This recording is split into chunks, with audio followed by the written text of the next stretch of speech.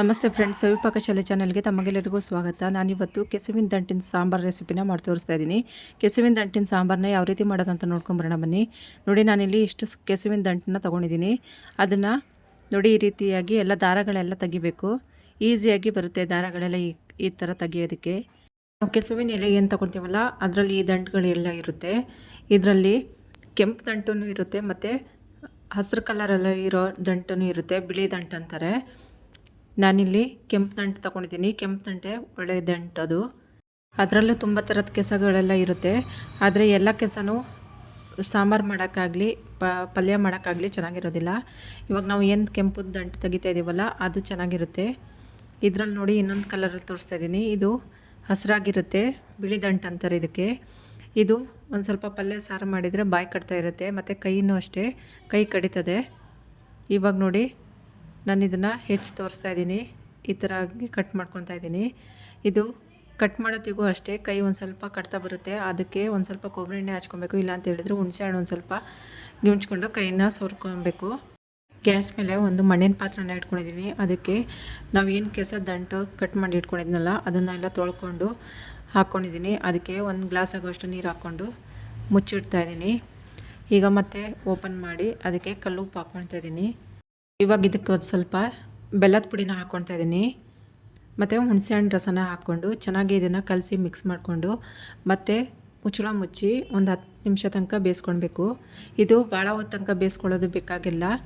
ದಂಟು ಬೇಗ ಬೆಂದ್ಬಿಡುತ್ತೆ, ಕರಗಿಬಿಡುತ್ತೆ. ಇಲ್ಲ ಅಂತೇಳಿದರೆ ಈ ಕೆಸುವಿನ ದಂಟಿನ ಸಾಂಬಾರನ್ನ ವರ್ಷಕ್ಕೊಂದ್ಸತಿ ಮಳೆಗಾಲ ಟೈಮಲ್ಲಿ ನಮ್ಮ ಮಲೆನಾಡು ಸೈಡಲ್ಲಿ ಮಾಡುವಂಥ ಸಂಪ್ರದಾಯ ಇದೆ. ಮತ್ತು ಇದು ಮಣ್ಣಿನ ಪಾತ್ರೆಯಲ್ಲಿ ಮಾಡುವಂಥ ರೂಢಿನೂ ಇದೆ. ರುಬ್ಬೋದಕ್ಕೆ ಮಸಾಲೆಗಳೆಲ್ಲ ರೆಡಿ ಮಾಡಿ ಇಟ್ಕೊಂಡಿದ್ದೀನಿ.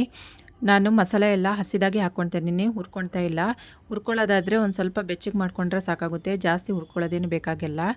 ಈಗ ಮಿಕ್ಸಿ ಜಾರಿಗೆ ಅರ್ಧ ಟೀ ಸ್ಪೂನ್ ಆಗುವಷ್ಟು ಕಾಳು ಮೆಣಸು ಹಾಕ್ಕೊಂಡಿದ್ದೀನಿ. ಜೀರಿಗೆ 1 ಸ್ಪೂನ್ ಆಗುವಷ್ಟು ಹಾಕ್ಕೊಂಡಿದ್ದೀನಿ. ಸಾಸಿವೆ ಅರ್ಧ ಟೀ ಸ್ಪೂನು. ಧನಿಯಾ ಕಾಳು 1-2 ಟೇಬಲ್ ಸ್ಪೂನ್ ಆಗುವಷ್ಟು ಹಾಕ್ಕೊಂಡಿದ್ದೀನಿ. ಬ್ಯಾಡಗೆ ಮೆಣಸಿನ್ಕಾಯಿ 7ರಿಂದ 8. ಒಂದೇ ಒಂದು ಈರುಳ್ಳಿನ ಕಟ್ ಮಾಡ್ಕೊಂಡು ಹಾಕ್ಕೊಂಡಿದ್ದೀನಿ. ಬೆಳ್ಳುಳ್ಳಿ ಒಂದು ಅರ್ಧ ಗೆಡ್ಡೆ ಆಗೋಷ್ಟು ಹಾಕ್ಕೊಂಡಿದ್ದೀನಿ. 1/4 ಟೀ ಸ್ಪೂನ್ ಆಗೋಷ್ಟು ಓಂಕಾಳನ್ನ ಹಾಕ್ಕೊಂಡಿದ್ದೀನಿ. ಈ ಸಾಂಬಾರಿಗೆ ಜೀರಿಗೆ ಒಂದು ಸ್ವಲ್ಪ ಜಾಸ್ತಿನೇ ಇರಬೇಕು. ಕೆಸನ ದಂಟು ಹೀಟ್ ಆಗಿರೋದ್ರಿಂದ ಜೀರಿಗೆ ಒಂದು ಸ್ವಲ್ಪ ಜಾಸ್ತಿನೇ ಹಾಕ್ಕೊಳ್ಳಿ. ಇವಾಗ ಹಸಿ ತೆಂಗಿನಕಾಯಿ ತುರಿ 1 ಕಪ್ ಆಗೋಷ್ಟು ಹಾಕ್ಕೊಳ್ತಾ ಇದ್ದೀನಿ. 1/4 ಟೀ ಸ್ಪೂನ್ ಆಗೋಷ್ಟು ಅರಿಶಿನ ಪುಡಿ ಹಾಕ್ಕೊಂಡಿದ್ದೀನಿ. ಹುಣಸೆ ಹಣ್ಣು 1 ಲಿಂಬೆ ಗಾತ್ರದಷ್ಟು. ಇವಾಗ ನೀರು ಸೇರಿಸ್ಕೊಂಡು ನುಣ್ಣಗೆ ರುಬ್ಕೊಳ್ಬೇಕು. ನೋಡಿ, ನೈಸಾಗಿ ರುಬ್ಕೊಂಡಿದ್ದೀನಿ ನಾನು. ಕೆಸುವಿನ ದಂಟು ಚೆನ್ನಾಗಿ ಬೆಂದಿದೆ. ಇಷ್ಟು ಬೆಂದರೆ ಸಾಕಾಗುತ್ತೆ. ಇದಕ್ಕೆ ಇವಾಗ ರುಬ್ಬಿರೋ ಅಂಥ ಮಸಾಲಾನ ಹಾಕ್ಕೊಂಡು ಸೇರಿಸ್ಕೊಳ್ತಾ ಇದ್ದೀನಿ. ಇವಾಗ ನೀರು ಎಷ್ಟು ಬೇಕಾಗುತ್ತೆ ನೋಡಿಕೊಂಡು ನೀರು ಹಾಕ್ಕೊಂಡು ಚೆನ್ನಾಗಿ ಇದನ್ನು ಮಿಕ್ಸ್ ಮಾಡ್ಕೊಳ್ಬೇಕು. ಇದಕ್ಕೆ ಹುಣಸೆಹಣ್ಣು ರಸ ಒಂದು ಸ್ವಲ್ಪ ಜಾಸ್ತಿನೇ ಹಾಕ್ಕೊಳ್ಬೇಕು, ಆವಾಗ ಬಾಯಿ ಕಟ್ತಾ ಇರೋದಿಲ್ಲ. ಕೆಸುವಿನ ದಂಟಿನ ಜೊತೆಯಲ್ಲಿ ಆಮಟೆಕಾಯಿ ಹಾಕಿದರೆ ತುಂಬಾ ರುಚಿಯಾಗಿ ಟೇಸ್ಟಿಯಾಗಿರುತ್ತೆ.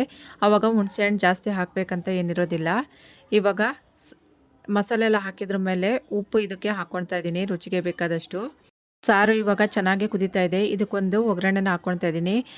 ಒಗ್ಗರಣೆಗೆ ಎಣ್ಣೆ, ಸಾಸಿವೆ, ಬೆಳ್ಳುಳ್ಳಿ, ಕರಿಬೇವು, ಒಣಮೆಣಸಿನ್ಕಾಯಿ ಇದಿಷ್ಟು ಹಾಕಿ ಒಗ್ಗರಣೆ ಹಾಕಿ ರೆಡಿ ಮಾಡಿದ್ದೀನಿ. ಈಗ ಕೆಸುವಿನ ದಂಟಿನ ಸಾಂಬಾರು ರೆಡಿಯಾಗಿದೆ ಅಲ್ವಾ ಫ್ರೆಂಡ್ಸ್. ಸಾಂಪ್ರದಾಯಿಕವಾದಂತಹ ಕೆಸುವಿನ ದಂಟಿನ ಸಾಂಬಾರನ್ನ ಯಾವ ರೀತಿ ಮಾಡೋದಂತ ತಿಳ್ಕೊಂಡು ಈ ಥರ ಕೆಸುವಿನ ದಂಟು ಏನಾದರೂ ಸಿಕ್ಕಿದರೆ ನೀವು ಒಂದ್ಸತಿ ಟ್ರೈ ಮಾಡಿ ನೋಡಿ ಫ್ರೆಂಡ್ಸ್. ಇಷ್ಟ ಆದರೆ ಲೈಕ್ ಮಾಡಿ, ಶೇರ್ ಮಾಡಿ, ಸಬ್ಸ್ಕ್ರೈಬ್ ಮಾಡಿ friends. Thank you for watching.